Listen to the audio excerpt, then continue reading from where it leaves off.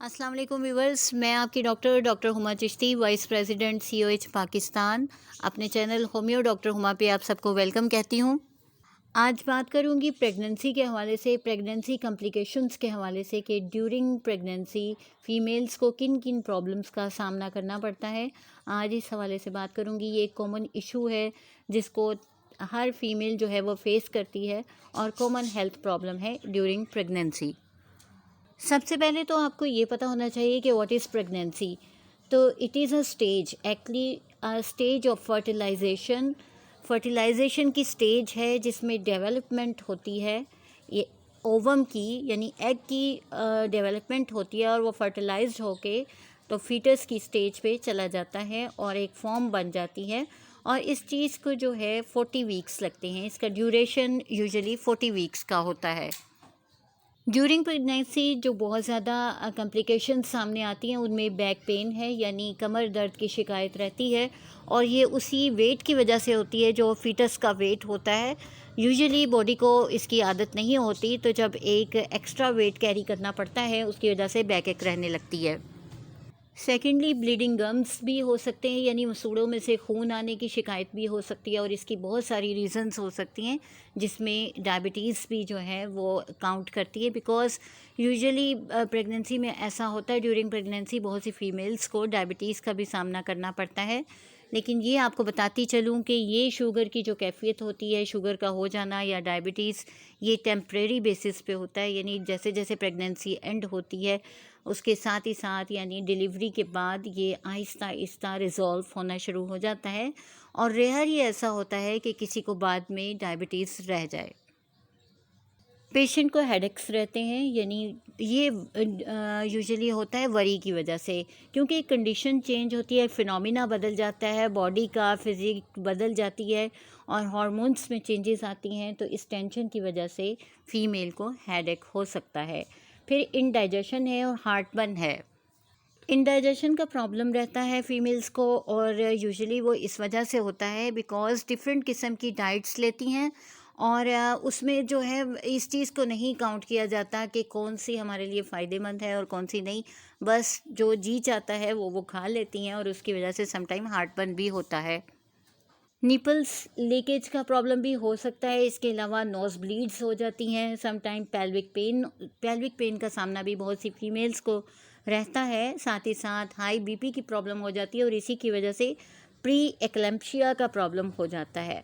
Because क्या होता है कि यूरिन में जो है प्रोटीन लेवल ज़्यादा हो जाता है और उसकी वजह से हाई ब्लड प्रेशर हो जाता है। और फिर ये है कि इसके साथ ही साथ मिसकैरेज का प्रॉब्लम भी हो सकता है। ये भी प्रेगनेंसी के दौरान फेस करना पड़ जाता है, जो काफ़ी पेनफुल कंडीशन होती है। अनीमिक कंडीशन हो जाती है फीमेल्स की, यानी कि खून की कमी का शिकार हो जाती हैं। बहुत सारी इन्फेक्शंस जो हैं वो उनको हो सकती हैं, इसलिए कि उनका जो इम्यून सिस्टम है वो वीक हो जाता है। फिर समटाइम ब्रीच पोजीशन हो जाती है, यानी कि बेबी की जो पोजीशन है वो ब्रीच हो जाती है। ये भी हो सकती है कंडीशन। पॉलीसिस्टिक ओवेरियन सिंड्रोम हो जाता है समटाइम। ये PCOS का जो प्रॉब्लम है इसके हवाले से मैंने वीडियो अपलोड की हुई है और आप लोग देख सकते हैं इसके ऊपर कंप्लीट इन्फॉर्मेशन। फिर इसके अलावा किडनी प्रॉब्लम्स भी हो सकते हैं, बिकॉज़ पानी भी बाज़ औक़ात फीमेल्स बिल्कुल नहीं पीती हैं, तो उसकी कमी की वजह से भी ऐसा हो सकता है। ऑटो इम्यून डिसऑर्डर्स हो सकते हैं, ओबेसिटी का प्रॉब्लम हो सकता है, यानी मोटापा भी हो सकता है। और उसकी वजह यही है कि वो उनको ज़्यादातर यही कहा जाता है कि आप खाएं और ज़्यादा डाइट लें, तो इस वजह से भी समटाइम ऐसा हो जाता है। इसके अलावा एड्स और HIV के चांसेस भी हो सकते हैं। ये भी ड्यू टू इन्फेक्शन की वजह हो सकती है, यानी किसी इन्फेक्शन की वजह से। लेग क्रैम्प्स बहुत सी फीमेल्स को रहते हैं, यानी टांगों में कुड़ल पड़ जाना जिसे कहा जाता है। ये कंडीशन बहुत ज़्यादा होती है और ये कैल्शियम लेवल के लो हो जाने की वजह से होती है। फिर कैंसर्स जो हैं वो भी डेवलप समटाइम कर जाते हैं। स्वेलिंग्स रहती हैं बहुत ज़्यादा, और ये लेग्स के ऊपर और फीट के ऊपर आप देखेंगे कि बहुत ज़्यादा ये चीज़ होती है। फिर साथ ही साथ इंडाइजेशन का मैं आपको बता चुकी, ये ज़्यादा जो प्रॉब्लम्स हैं इनके हवाले से आपको बता रही हूँ। फटीग रहती है पेशेंट को, यानी थकावट मुस्तकिल तौर पे रहती है। चेंजिंग आती रहती हैं उसके बिहेवियर में, उसके अच्छा ये भी आपको बताती चलूँ कि उसका हेयर का जो फॉर्मेशन है उसमें भी तब्दीली आ जाती है, वो थिन हो जाते हैं और पतले पतले से हो जाती हैं। इसके अलावा ब्लैडर और बावल प्रॉब्लम्स भी होती हैं।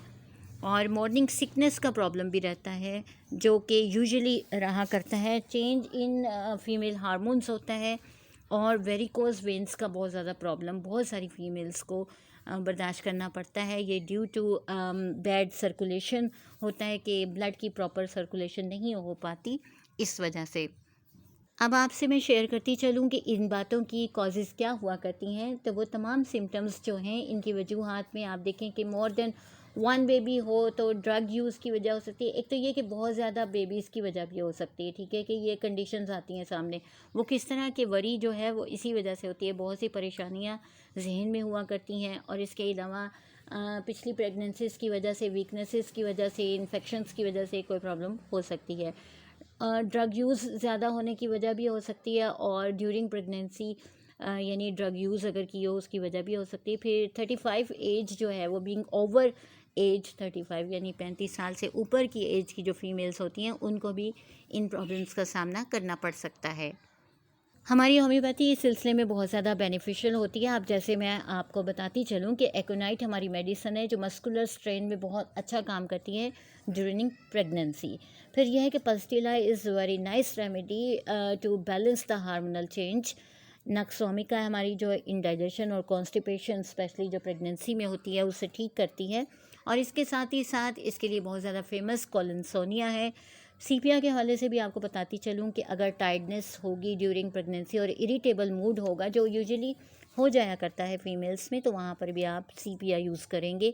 कॉलोफाइलम हमारी मेडिसिन है, जो अगर वीक मसल्स हैं और तो उनको टर्न अप करने के लिए यूज़ की जाती है।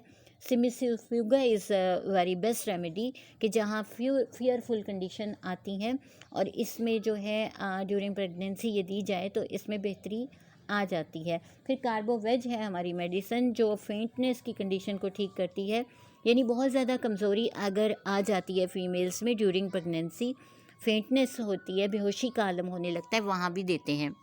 इपिकॉक हमारी मेडिसिन बहुत ज़्यादा ज़बरदस्त है, जो नोज़िया की कंडीशन को ठीक करती है अगर कांस्टेंट रहता हो। इसी तरह ब्राइनिया हमारी मेडिसिन है, जो ड्राई कफ अगर प्रेगनेंसी के दौरान हो जाती है तो उसे ये कवर करती है। Kali carb is very best remedy to soothe the back pain, यानी बैक पेन्स अगर रहती हों तो उस सिलसिले में। फिर सबाइना हमारी बहुत ही अच्छी मेडिसिन है, जो कंट्रोल करती है विजाइनल ब्लीडिंग को। Arnica is the top most remedy for varicose in pregnancy. Staphy is the very nice remedy to control the emotional health, की जहाँ पर इमोशनली जो है डिस्टर्ब होती हैं फीमेल्स, तो उसे कंट्रोल करने के लिए बहुत अच्छी मेडिसन है। और लाइको हमारी मेडिसन है, जो अगर हार्ड स्टूल जो है वो ड्यूरिंग प्रेगनेंसी है तो उसे इजी कर देती है लाइको। आज के लिए इतना ही। किसी नेक्स्ट टॉपिक तक के लिए इजाज़त दीजिए। अल्लाह हाफिज़।